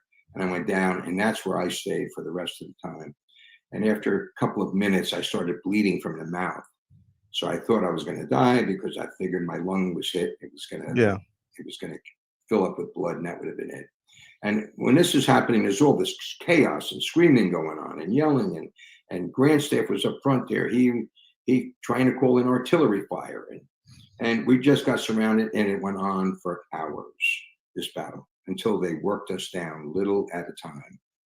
And finally, they got to the point where Sergeant Grandstaff had been wounded in both legs, and he called in. He was trying to adjust artillery fire. My company commander and the battalion commander were in a helicopter above the battle, trying to talk to him, and he said, "I've only got 4 or 5 men left that can fight. Bring the artillery in on top of me." And they adjusted it down on top of us, and that artillery came in, and it was lifting me right off the ground. I mean, I was going 8-10 inches off the ground. Boom, trees were blowing over. It was like pickup sticks. Yeah. It was just a horrid arch. After they did that, Grandstaff was killed at that point. He was killed. We lost all radio communication, and the battlefield went silent. It went silent. A little time went on, and I wasn't moving. There were 2 guys laying behind me when I first got shot, and they kept telling me, "We're going to get you out of here. We're going to get you out of here. Don't worry." And I told them I need a medic, and they said, "You're going to get you out of here." Well, I didn't find out till later. Both of them got killed because I kept saying, "You guys there? Are you still there?" And they didn't. They stopped answering me. Well, they were both had been gotten killed. So the artillery stopped finally, and then I heard voices, and I heard the shrubs and the bushes moving, and I'm listening, and then I hear sporadic individual shots. The North Vietnamese coming through our platoon, and if they thought you were alive, they put a bullet in you. Yeah. Executing anyone who was alive. Well, by the time I heard these voices, and then suddenly I was like, saw 4 North Vietnamese soldiers come around. A tree blew down on top of me, and through the branches, these 4 NVA soldiers came around side of me, and they stopped. They were crouched down with AK-47s. I couldn't believe my eyes looking at what I was seeing, and they sat there and they were talking in a crouched position, and then they started circling around closer to me, and they saw me. So they came walking. At that time, I closed my eyes. I got very religious at that moment. And I closed my eyes, and they walked right over top of me, didn't touch me because the branch of those trees were on top of me. But myself and the other 2 guys, we were laying head to toe behind that log. And this guy dropped his AK-47 and fired off 6 shots, 2 into each one of us. It was just boom, boom, boom, boom, and was right over my ear. And both bullets went over my head into the log I was next to. Wow. The bark from the log just shattered all over my face. And I just lay there, held my breath as much as I could. They said something to one another. They turned, they walked away, they sat down no more than 25 feet from me. And they started to eat lunch. They brought out rice. I would open my eyes and I was watching. They were talking in a normal conversation and talking. And in the distance, you could hear the rest of the company in their battle trying to get to us. And they never did make it that day. They never got to us. So the North Vietnamese were there. After they ate lunch, they sat there maybe 15, 20 minutes, and then they got up and they walked out the way they came in. They went back toward the west. And then there was no more firing. And that was it. Now, at this time, it was the end of the day. The shadows started getting long. The sun started dropping. And I could hear firing over there. And that firing from the company was getting less and less also. So I think that NVA were breaking contact with them. And so I just waited. I was praying for darkness. And I didn't know what happened. I didn't realize that everybody had been killed in the platoon. Yeah. They ran the entire platoon. Now, A company, the ones that we went to their support on March 22nd, they were helicoptered in to a perimeter closer to where the rest of my company was. And those guys took off through the jungle to try to find us. And by this time, it got dark. So they were in the jungle they finally got within probably 100 meters from us, and they were screaming. They were saying, 4th platoon, anyone alive, fire a shot, 4th platoon. And I had my weapon was laying there. I did not want to fire a shot because I didn't know if the NVA were gone. Right. And these guys would have walked into an ambush if there was a lot of NVA there. So I didn't take that shot. No one else did. And they finally, the battalion commander said to them, you know what? There's no one left alive. You guys set up for the night and go find them in the morning. So they set up for the night. So I laid there the entire night. Shot in the back. Shot in the back. I took my shirt and I pulled it real tight and I laid under it to stop the bleeding in my back. And it worked. I actually bandaged my back by doing that. And then the blood coming out of my mouth stopped. So I felt like I was some sort of stabilized. I was. Right. The next morning, the sun starts coming up. It was a long night. That's that would take me another hour to tell you about that. Sure. I hear guys again coming through the shrubs, and I heard voices, but I couldn't make it out what it was. Eventually, I heard a voice say, "Here is one over here." So I knew it was Americans, and they found a body actually. And I started yelling, "Over here," and they started yelling back, "Keep yelling so we can find you." And I'm yelling, "Over here," and they're saying, "We're coming." And they all got through, and they're going through the bushes, and everything's torn upside down. And I saw these two guys, a medic and another guy, walked around the side of that tree, and they come down, and I started crying like a baby. Sure. And they pulled me up and sat me up, and opened up my shirt. I was covered head to toe in leeches, and just all over. And we never bloused our pants because it was too hot to do that. Yeah. You get more air circulation. So they were all up inside my leg by laying there all night in the jungle. This is what happened. So it took these two medics probably 10 minutes with 2 cigarettes to burn the leeches off of me. Yeah. And he opened up my shirt. He looked at it. He said, "You got a hole in your back." I said, "I'm sure I do." And then he said, "No, you got 2 holes in your back." So the bullet went in me, and as I was going over the log, I think the bullet went in me and came out like that on my arched back. That's why I had 2 holes in my back. And they put field dressing on me, dressed me up. They pulled me out, and they stood me up. And lo and behold, they brought me around this tree, and they brought me to a collection group. So you could walk at that point? I could walk. Yeah. Wow. I mean, they had one guy under each arm. That's how they stood. They said, "Do you think you can walk?" I said, "Yes." They picked up my M16. I think my M16 was the only weapon that was not captured by the NVA.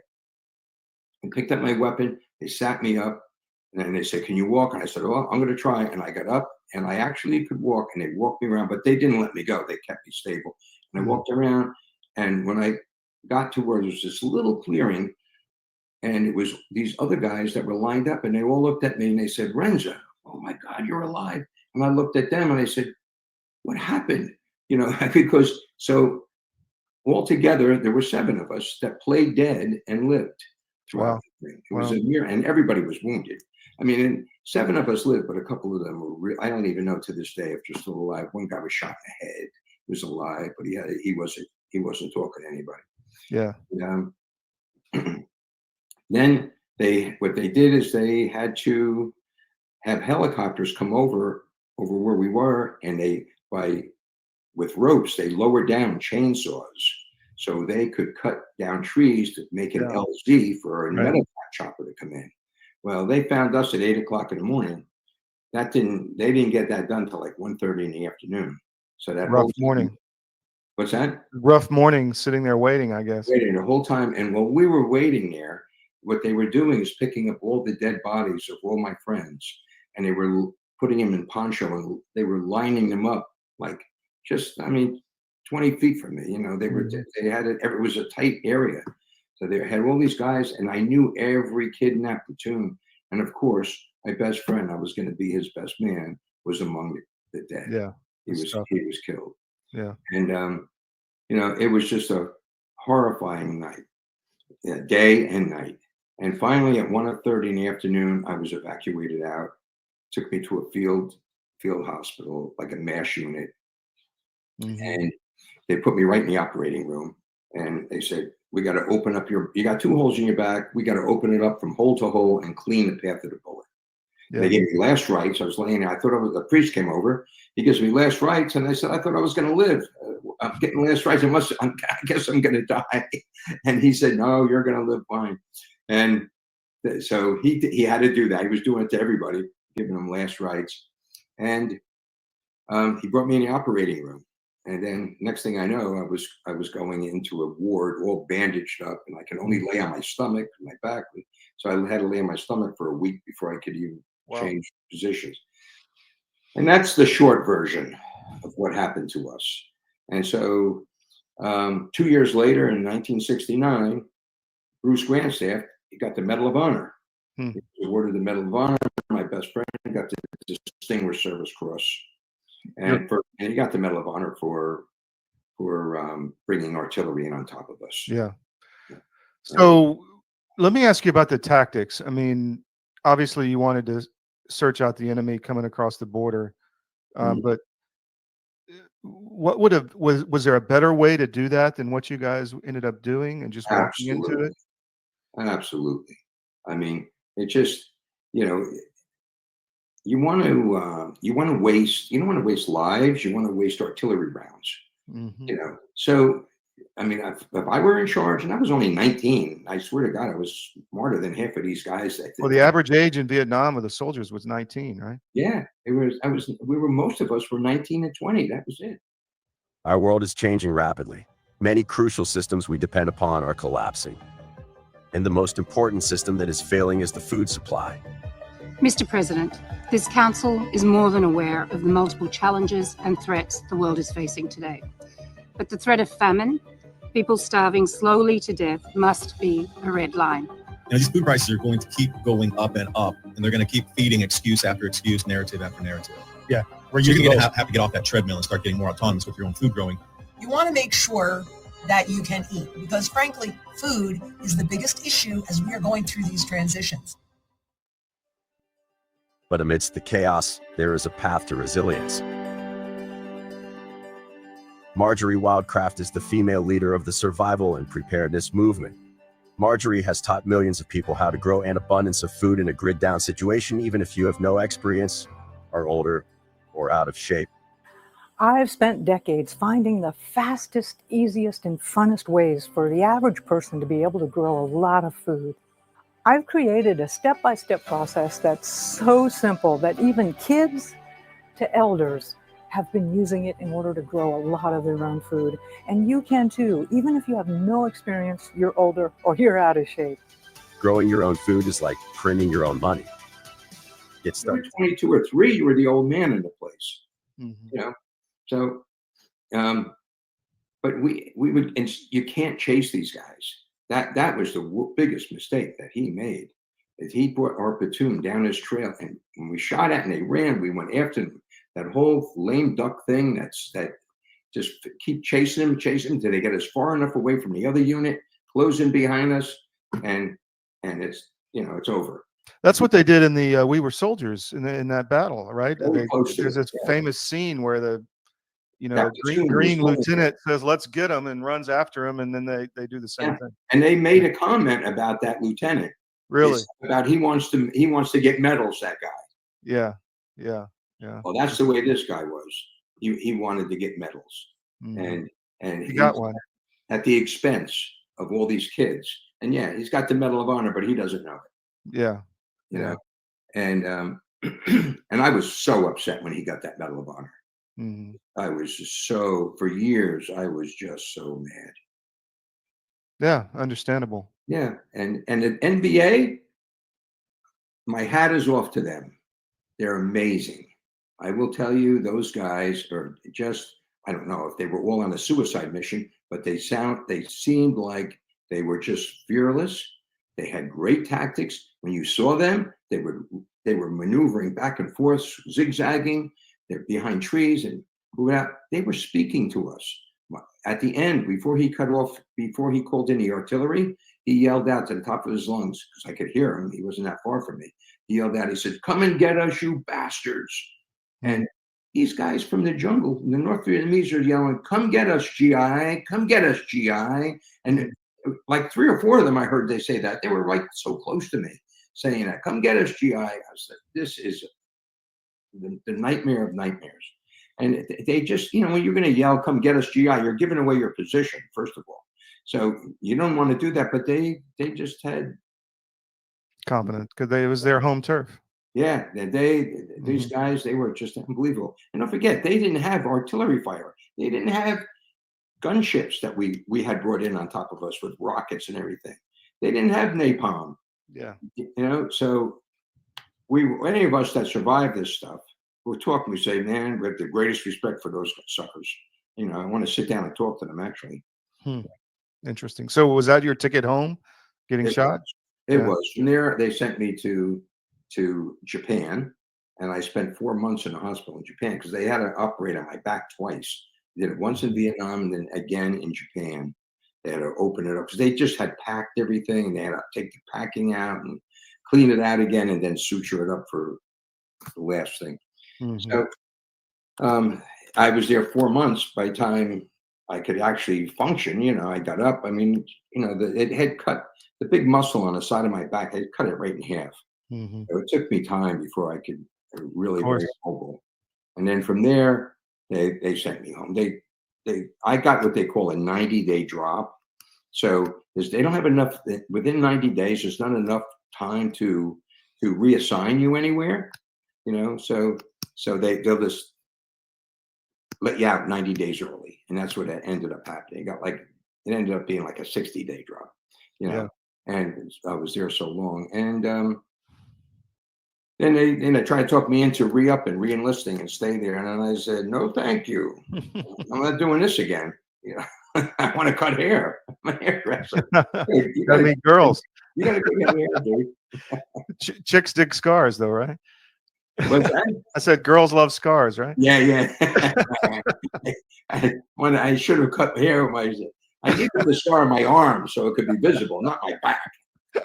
So, what would you tell young soldiers? I mean, we may be going into another conflict here, unfortunately. I mean, what would you like? I tell the cadets, one of the things that we always complained about is that we never knew what was going on.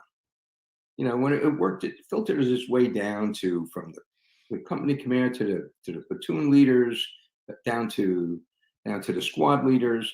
By the time it got to the average schmo that was in a rifle squad, it's like, all right, tomorrow morning we're heading out so-and-so west. We're going 2 clicks. And we didn't know why, how come, where, what the reasons were. They didn't tell us very little. All you know is you follow the guy in front of you. And that was it. And I told the cadets that keep your men informed. I mean, I think you just get them more motivated. You say, listen, this is what we got to do. We got to go from here to point A to point B, and this is the reason why we have to do it. But you guys understand, And then we're going to be as cautious as we can doing that thing, doing those 2,000 meters. And we're going to send out flank guards, and we're not going to go on high-speed trails, and we're going to do as much as we can. And if we get any contact at all, pull back. Don't chase these guys. Pull back and soften it up. Bring in some artillery. We had all this stuff at our fingertips, and why not? We didn't use it sometimes. We didn't use it until it was too late. Yeah. By that time, you had to call it in on yourself. So, I mean, that's what I told the cadets that I think that they should do is make sure their men are informed. And of course, Vic, thanks. I mean, is there anything else you want to get out before we close this up? That's the long and short of it. That's what happened to me, my experience. And, I left my mother's house in 1965, and in 1967, under 2 years, I was back in her living room. Wow. But only physically. Mentally, many days I am still there. I have all this stuff hanging on the wall behind me. That's all about May 18th. I can see it in your face, actually. I Really? can see you're still there. Yeah. I went to a reunion. I was successful, right? I had a job. I owned a building. My salon was in. I had a house. I got married. I had a brand new Ferrari. I did well in the 60s and the 70s. So in around 2000, I went to a reunion in Colorado Springs, Colorado, because that's where the home of the 4th Infantry Division is. We went there. We had a reunion, and I got there, and I totally just lost it. I was like crying in the men's room, and it was just a very emotional 4 days for me. Sure. So we were having a drink at the bar, and the guy said to me, "You got to go to the VA and talk to somebody." And I said, and I get all the reasons I just told you. I said, I don't need to do that. Look at me. I got this, that. I'm doing well. I got a good business going. I said, I'm fine. I don't have to do that. And they said, you got to go talk to somebody. So when I got home from that reunion, that was the first time I signed up at the VA. And I had to go in and talk to a psychiatrist, and he assigned me. That psychiatrist said, I want to assign you to this, to a psychologist here. And his name was Dr. Smith. And Dr. Smith and myself became very good friends. And he's a PhD guy. He was no lightweight. And I sat down there with the first day of him, and I started across from him like I am with you. And I was feeling off why I shouldn't be there. And I said, so that was 15 years ago. I don't, and I'm going, and he just was, these psychiatrists are real slick. He didn't say a word. He didn't say, and then the next thing he said when I was done spieling off, he puts his hand up like that, like this, and he said, it was whatever it was, 18 years ago. And he said, you're about that far away from it. Yeah. And he went like that, and I just started bawling. I just couldn't. He hit my heart and soul. I was like, he's right. And I went to that man for 5 years after that. And my daughter got married in 2012, and he came to the wedding. Oh, yeah, great story. Yeah, it was terrific. I mean, and I went to him for the longest time. Has the VA taken care of you? They have. I'm on 100% disability, and I get it for my wound and for post-traumatic stress. That's how I got. And I didn't even want that. And I said that to him.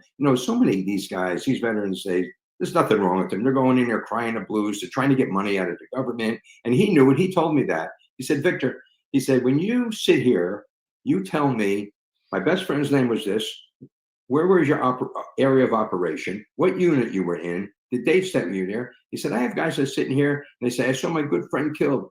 And I said, well, what's your good friend's name? And he says, well, we called him Bobo. He said, what was his last name? I don't know. We just called him Bobo. Where were you guys? Oh, I don't know where we were. We were, in the jungle. He said they just don't even have any real information that they can back up their story why they deserve to get compensation from the VA. Yeah. And he said, and me,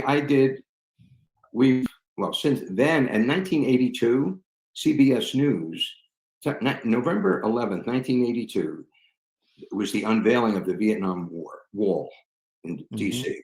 Mhm. CBS News took myself and two of the other survivors from the platoon, and we went to the wall, and they did a whole story on us. And when it first happened, my father was watching. He watched the news every night to see what was going on. Walter Cronkite told the story.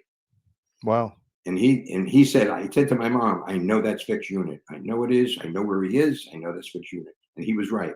So in 1982, Walter Cronkite was no longer doing it. It was Dan Rather. Mhm. And Dan Rather told the story of us three survivors going to the wall. They did Wow. They did it in 1982. Yep. In 2017, which was 50 years from the day of the battle, on May 18th, I went back to the Vietnam Wall, and CBS News came with us again. And we were on Sunday morning with Jane Pauley. Mhm. Yep. Every Sunday, we were the lead story that Memorial Day weekend. They had us do it. You could look all this stuff up. You could check it out. I think I was on my way to the Air Force Academy in 1982. I think I may have seen that. Really? When you went to the Yeah, wall. we were the head story. 1982. We had Yeah. camera crews with us. We were down here, and then my daughter insisted to get married on May 18th, and I gave her an argument. No, you can't do that. She said, I want it to be a happy day for you. And I said, okay. She got married in May 18th, 2012. And then after that, I got divorced. I moved to Florida. I met Michelle. She's much younger than me, but she knows everything about infantry units because she learned everything. She's the most wonderful girl in the world. And she's 35 years old. I am 77. And we are getting married on May 18th, 2025. So it's a happy day. Yeah. We're going to make it a happy day. Fantastic. And but I live with it, and she knows that, and it's like, I'm sure you talk to these guys all the time. You hear all these war stories, and the most unique thing about our story is that we trained together for a year. We knew each other so well. My sisters were writing letters in Vietnam to Bob, to Charlie, to John, all these guys, back and forth letters, sending pictures of the girls. And guys will be guys, And my friend, he said, Bob Sanzone, he said, Vic, look, Eileen sent me a picture of her. And I said, yeah, let me see it. So seeing your picture. He said, I'm banging her as soon as I get home. I'll tell you that right now. Okay, right now, I'm banging your sister. I said, yeah, I'm going to bang your sister. And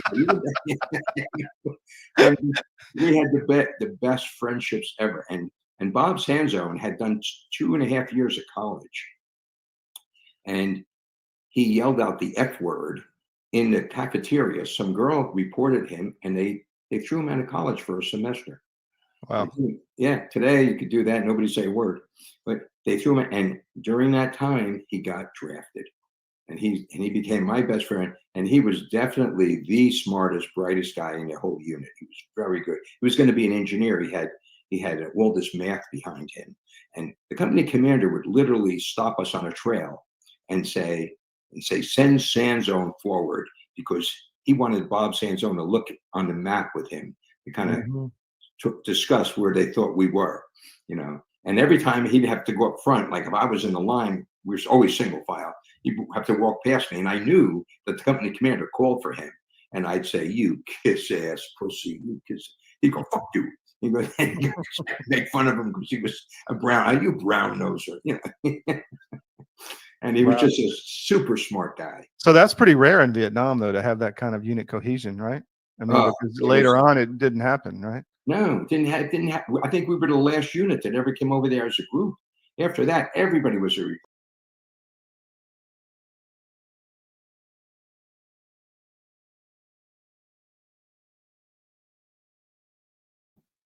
I hope you enjoyed Vic and his story there. Just great history and something we need to remember. You can go and find all these interviews we've done on War Stories at armedforces.press.